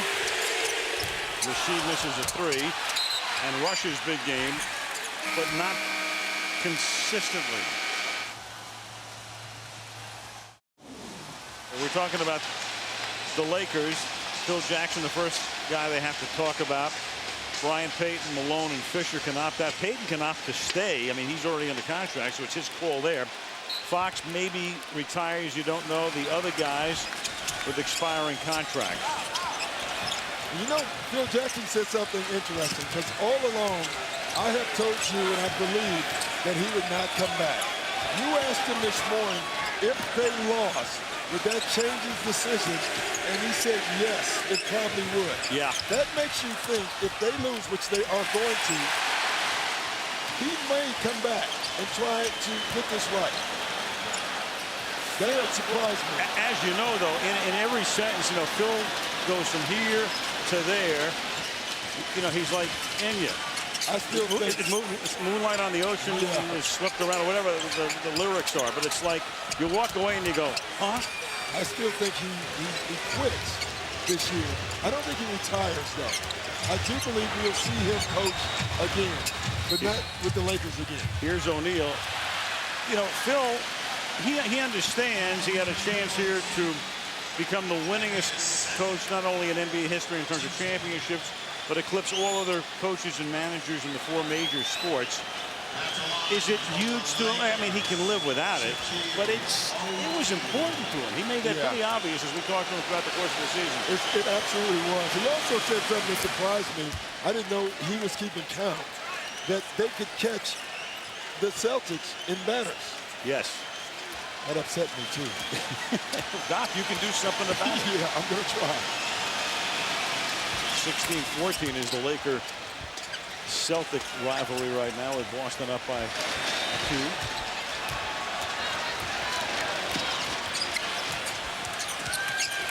Phillips using the clock. Meanwhile, on the other side of the coin, Doc, Detroit, a much younger team, and as the Lakers will end their season unraveling in this series, Detroit ends it on a high note, and they just add exclamation point after exclamation point. Ben Wallace.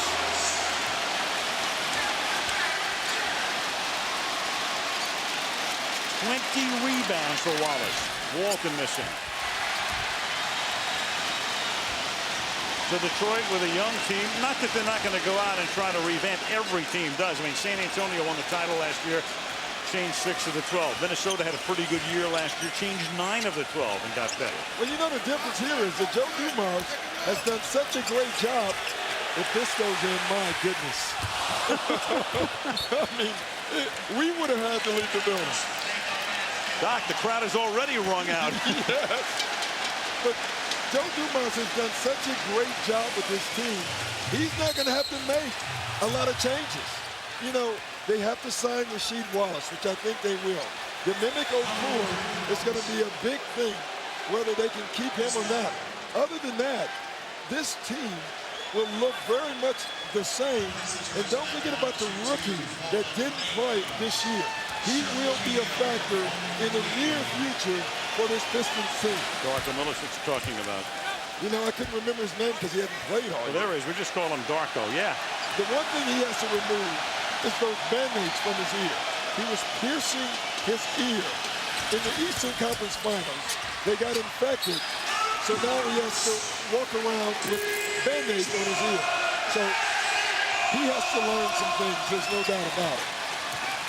He needs a valet is what he does. Oh, my goodness. Or a good girlfriend. You know, Larry Brown said something really interesting about him. You know, he's so young, he's only 18 years old. Does he know how important the World Championship is? He said he might know more about the World Cup than the World Championship. Rasheed Wallace on a turnaround. But I'm going to say this again. I look at this Detroit Pistons team. Chauncey Billups was given up on. Ben Wallace was said that he couldn't be a factor. Rip Hamilton have been moved. Rasheed Wallace, they remind you of the Oakland Raiders. You know, Joe Dumars has looked at guys of castaways and have put them together and has turned this group into a terrific team. Rasheed being one of the guys. I mean, he was the walking technical foul, but he's been a choir boy in the playoffs and a very positive influence for this team, and a guy Brown wanted.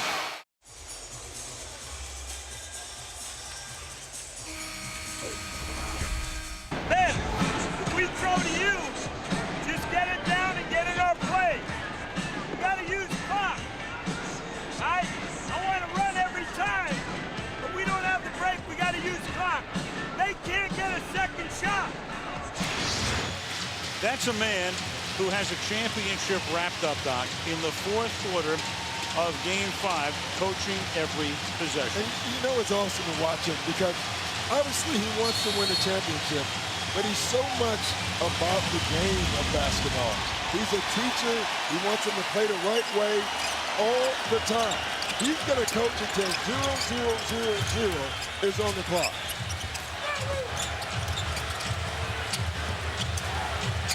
Rush. I'll tell you a guy getting a big kick out of this right now. Dean Smith. I'll tell you another one. Red Auerbach. Yes, you.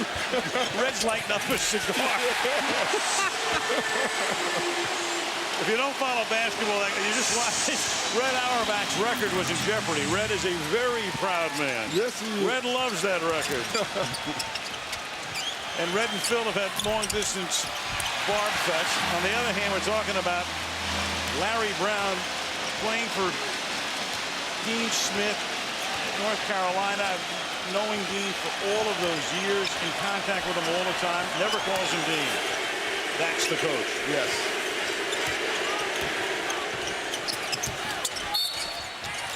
Doc, can I call you next year, like during the week, and you can give me some lines and I can read them on the air? Anytime. But I'll be watching you, I'll tell you that. Shaq on the bench.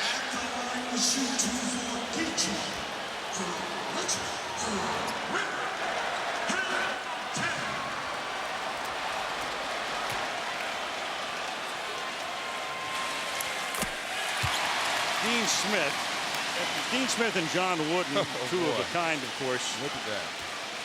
In college basketball annals. The young Larry Brown. People forget Larry Brown was a hell of a basketball He really player. was. And for Larry, the negatives to Larry, and there are some people who don't like him because he's moved around so much in Philadelphia. Some fans felt he deserted them. Larry does have a little wanderlust in him. There's no question about it. It's maybe the pursuit of perfection as Cook makes that shot. It could be a lot of different things. But he is a guy, as his brother Herb said to me the other night, you know, we'll be driving around. He'll see kids playing on a playground. He wants to get out of the car and coach them. No doubt. You know, when I was with the Clippers and Larry Brown coached me, we would play one-on-one games after practice. Larry would come back out on the floor and stop us because we didn't pivot the right way. So we left practice and we went somewhere else to play the game. Crowd looking for 100, and they're going to get it sooner or later because they still have 3:44 to play. But of all crazy things in this series, could you have ever figured Detroit would win in a blowout? The Lakers would need a near miracle to win the only game they win, and Detroit would wind up in triple figures in a blowout deciding game. You know, Al, I'm going to go back to our first game, Peter. And we said in the series that if the Detroit Pistons scored between 85 and 90 points, they would win because they will never give up 90 points. I'm looking up at the scoreboard right now. The Pistons have 98 points, and the Lakers have 72. So as great as the Detroit Pistons defense has been, it's still been about the Lakers not playing defense in this series, or maybe not able to play defense because everyone underestimated the Pistons offense. They know now. You saw Shelley Brown. Shelley and Larry will get about 11 minutes to exult. Larry's going to coach the Olympic team. Yeah. So he's going to go into a draft situation next week with this team. He's going to have a parade and all of that. Then he's got to start getting the Olympic team together. Then they have a camp. Then they go to Germany to play. Then they go to Athens, of course, for the Olympics. And he comes back and he plays about 2 rounds of golf and he goes back to training camp. Yeah, and they're in another, as Shaq called it, a half team situation. you know, an HAFTO situation because he had to get this team to the finals after they made the switch to Rick Carlisle. Now he's taking the dream team, and he has to win the gold medal. Byron Scott, Tom Tobin, who's the MVP? I think Chauncey Billups the MVP, hands down. I think if every year you'd want to give the MVP to an entire team, this would be it. Chauncey Billups. A lot of the Patriots coming out before the Super Bowl will be out on the floor for the trophy presentation, the MVP presentation, as the champagne is on ice and about ready to be opened. First Pistons championship won here in Detroit, Al. Okay, Mike, and it's well put about the MVP. There is no clear-cut guy. I'd vote for Billups, too. I think he's been phenomenal. Ben Wallace has been fantastic tonight. Yeah, you know what? It's such a tough vote. And I'm going to vote for Ben Wallace because this team is all about defense, and he's the anchor. And even though Billups has had better offensive games, Ben Wallace has been a factor throughout this series with his presence. And I think I have to go with him. This is the kind of election that's so close, there'll be a bunch of dangling chads at the end of it because there's no clear-cut guy. It should be a team MVP. And we talked about it on the pregame show, Doc. When you think about these Pistons, there won't be one guy who comes to mind. You'll think about a collection of guys. It won't be Michael Jordan's Bulls or Shaq and Kobe's Lakers or Duncan and Robinson's Spurs.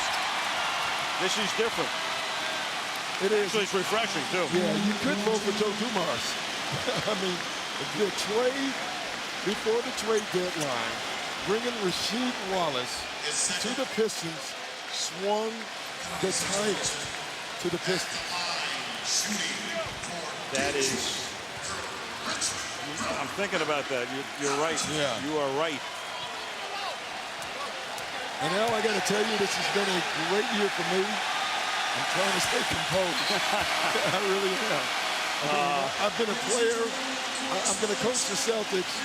And now I can say that I've done the NBA Finals with Al Michaels, Michelle Tafoya, and Phil Scott. And Al, this is so amazing.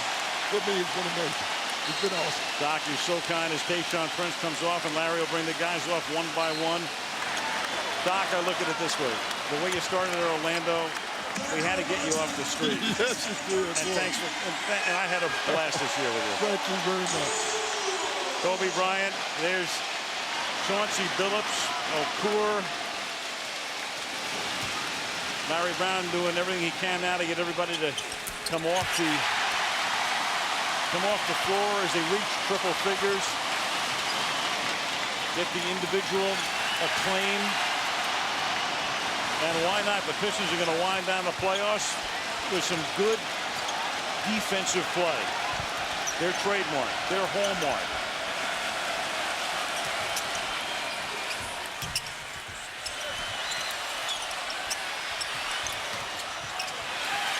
Again, those quick hands. James, Darko.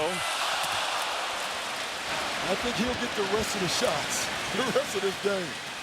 Fisher makes it from outside. So this Piston team, which has really captured this area, and they love this style of play. So Hockey Town, USA is going to become Hoops Town, USA in about a minute and 12 seconds. But you know, it's such a blue-collar team that fits this city. All you heard from them is punching the clock, you know, one more shift, paycheck time. I mean, this is such a blue-collar basketball team that you can make the case like the Lakers and, you know, the LA Lakers fit LA. This Detroit Pistons team really fits this city. Hamilton can take that mask off for the final time. Rasheed Wallace is going to win his first title.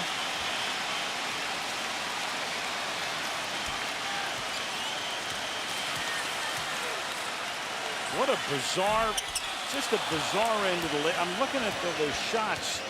Bryant, O'Neal, Jackson, Malone in street clothes, Payton.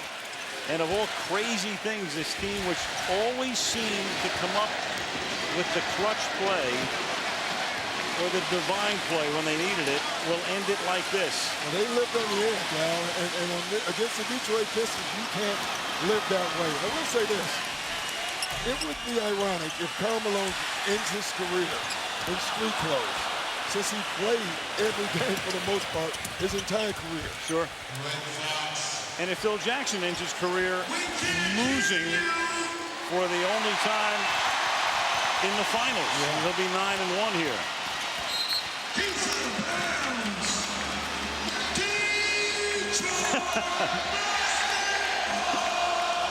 know what I love, though? When they signed Karl Malone and Gary Payton, everybody assumed that, well, they just had won a title. If you're a team sport guy, it gives every kid in the world a message. No matter who's on your team, you still have to earn it. And that's what this title is all about. We started the first game, I said to you, you know, you have to run the race. You got to play the game. The day before, Birdstone had beaten Smarty Jones. We said that the Pistons have a better chance to beat the Lakers than Birdstone had. He's still running.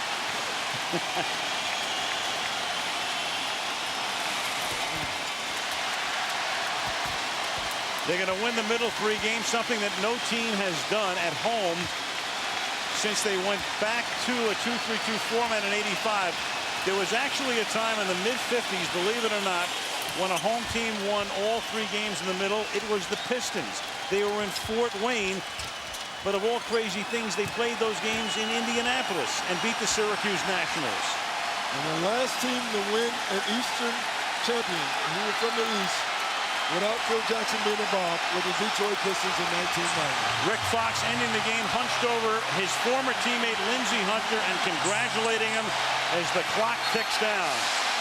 And the Detroit Pistons, wow, who won the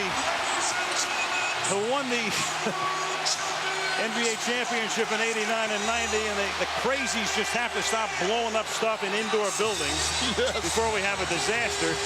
Thank you, Commissioner. But the Detroit Pistons have just shocked the Los Angeles Lakers.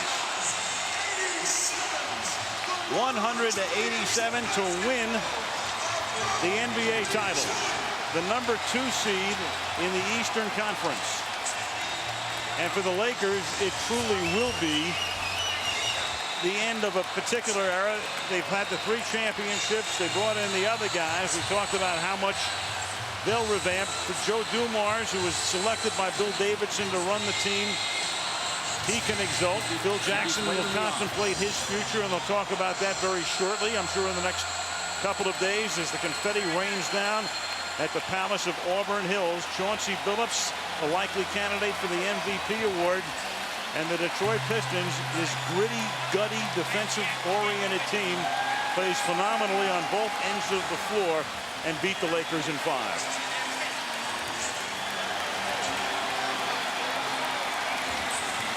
Shelly Brown, like a lot of coaches' wives, a lot of different homes. You've got to keep the family together, and this was a very rough year for Larry because his family was settled in Philadelphia, the kids in school. He's trying to fly back on off days, living in an apartment.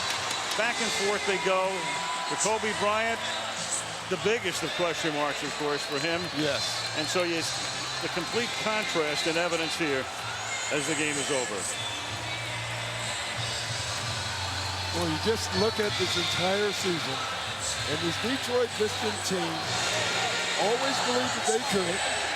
They played the same way all year, and you knew every time you played this team that they were going to come out and play hard, play great defense, and as we've said 100 times now, play the game the right way. There's a lot of people smiling at this basketball team. Stuart Scott. Tayshaun Prince, you guys did something that nobody outside your locker room thought you would. It wasn't just that you beat them, but how? What did you all know that nobody else did? We just took it to them, man. We knew we could play with everybody in this league. And I think we showed it today, but obviously they came out, gave it everything they have, and we just kept fighting. We kept fighting, and it was just an all-around effort by everybody today. Everybody in your locker room was concerned about one thing coming into this game, not to get so uptight that you try to do too much individually. How did you blow them out like this? Hey, just a situation where it was like a last game for them. We said the same thing for us. This is the last game. Look at it, us being down 3-1. That's how we took it. We haven't seen you smile the entire series, man. Give me one. You know what? I'm feeling so happy right now. It's all inside, but man. There's a chain around town that goes Detroit basketball, and the guy who originated it is the PA announcer here. He'll take us to the ceremony. Mason.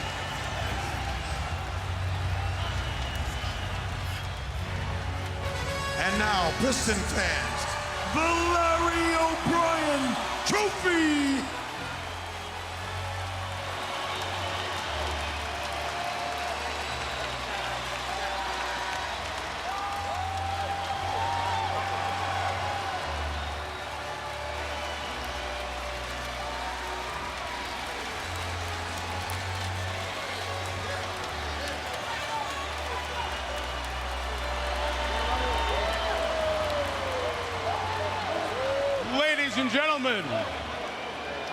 Ladies and gentlemen, we welcome you. I guess the address has changed here. This is now 4 Championship Drive in Auburn Hills, Michigan. Here to present the Larry O'Brien Trophy to the world champion Detroit Pistons, the commissioner of the NBA, David Stern.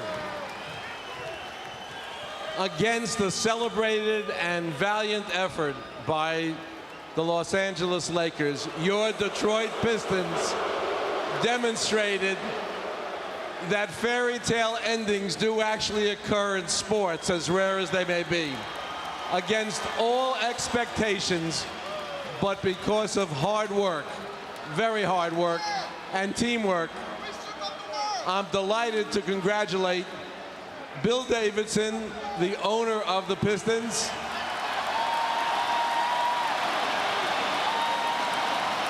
Tom Wilson, Joe Dumars, particularly Coach Larry Brown, and of course, the city of Detroit, who believed in this team.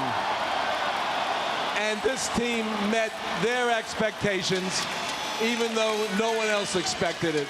So to your 2004 NBA champion Detroit Pistons, congratulations. And here's the trophy.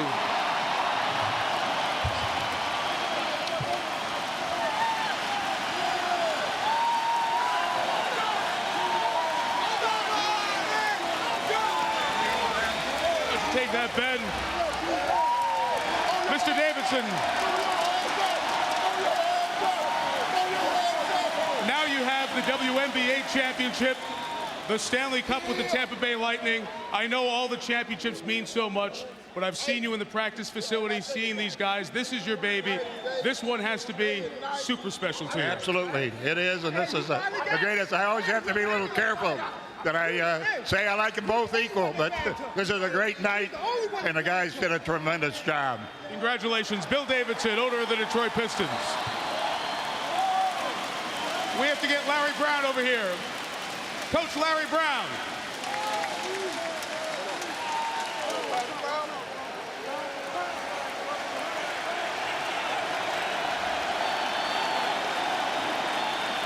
Coach, I know you inherited a very good team, but they did figure out the right way to play. It seemed like the right fit for the coach and the players. Tell us your emotions as your family's here and you finally, after the long journey, become the first man to win an NCAA championship and an NBA championship as a coach. Well, one, I feel fortunate that I inherited a team that Rick Carlisle coached. He did a great job. I'm sorry Chucky Atkins and Michael Curry and John Barry and Cliff Robinson aren't here to enjoy it. But this is a great team. Mr. D and Joe and the whole staff assembled great guys that do play the right way, and I'm proud to be part of that. Thank you. I know there are two people who are watching who you share great emotion for and with. Coach Smith, Dean Smith, your mentor, and your 99-year-old mom who has just watched you and your older brother Herb worked together to win an NBA championship. Having your brother here, your mom watching at home, has to be special to you. Well, I wouldn't be here if it wasn't for Coach. A lot of us in this profession benefited by being around him. And for my mom, I babysitted my brother long enough, and we finally got it done. I love you, Mom. Larry Brown, coach of the champion Pistons. Now time for the presentation of the most valuable player trophy. And once again, Commissioner Stern. You saw it, 21 points a game, over 5 assists. The 2004 NBA Finals MVP, #1, Chauncey Billups.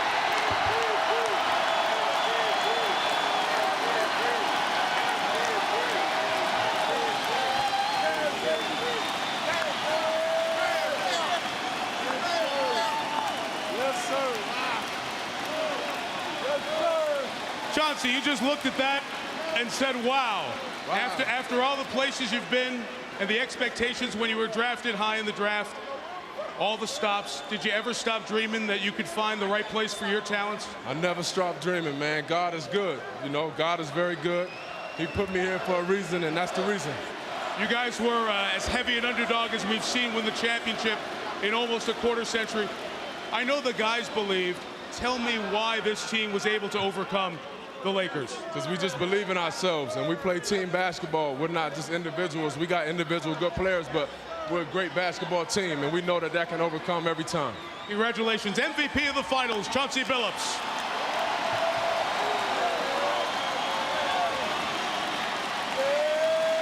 I would imagine you would like to hear from Joe Dumars.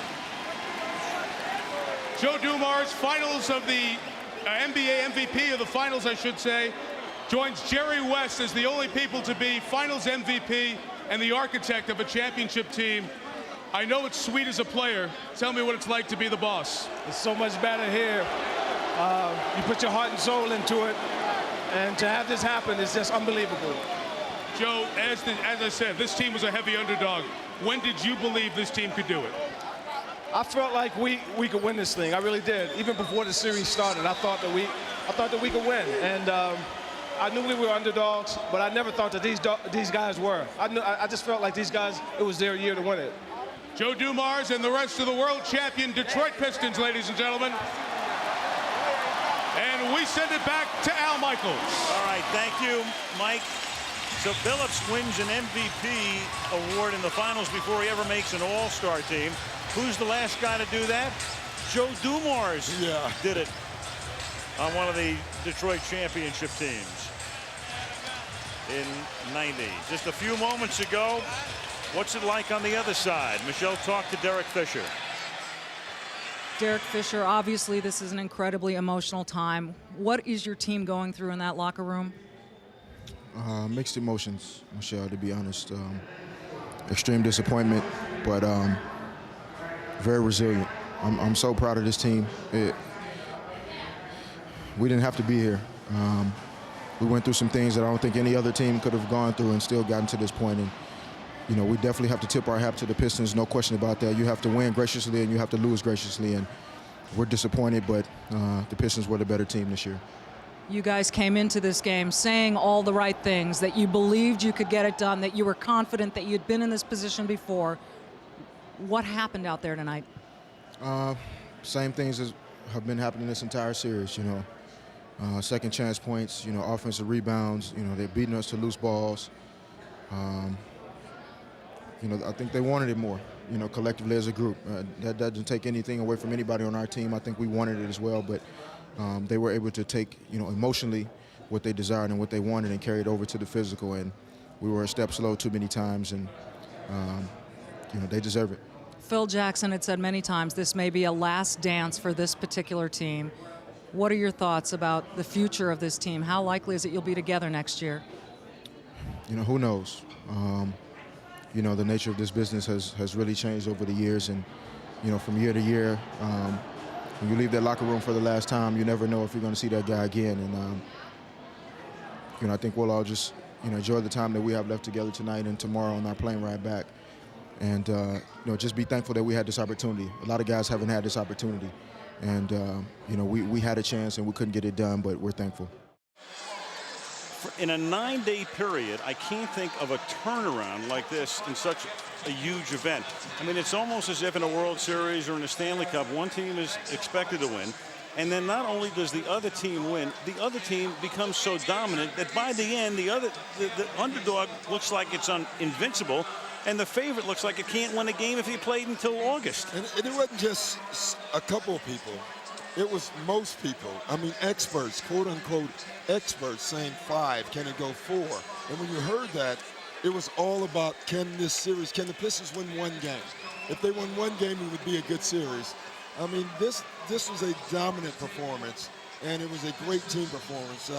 Before we go, Al, I want to say that Al Michaels here has just completed the Grand Slam.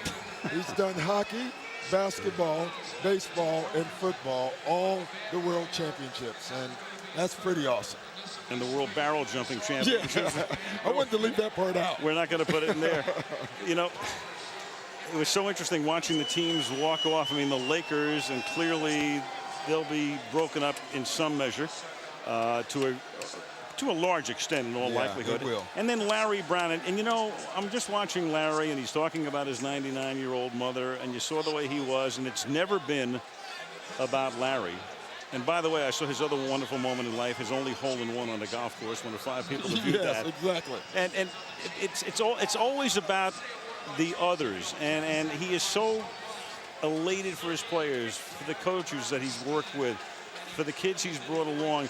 And I can't think of a guy in that profession more respected than Larry Brown. Well, he reminds you of the John Wooden of the NBA. I mean, John Wooden was a lot like Larry Brown, that all the titles and all the accomplishments that he had and Larry Brown has, he always talks about the greatness of the players and everybody else around him, almost deflecting what he's done. Larry Brown is a great basketball coach, and he's known around this league as the coach's coach.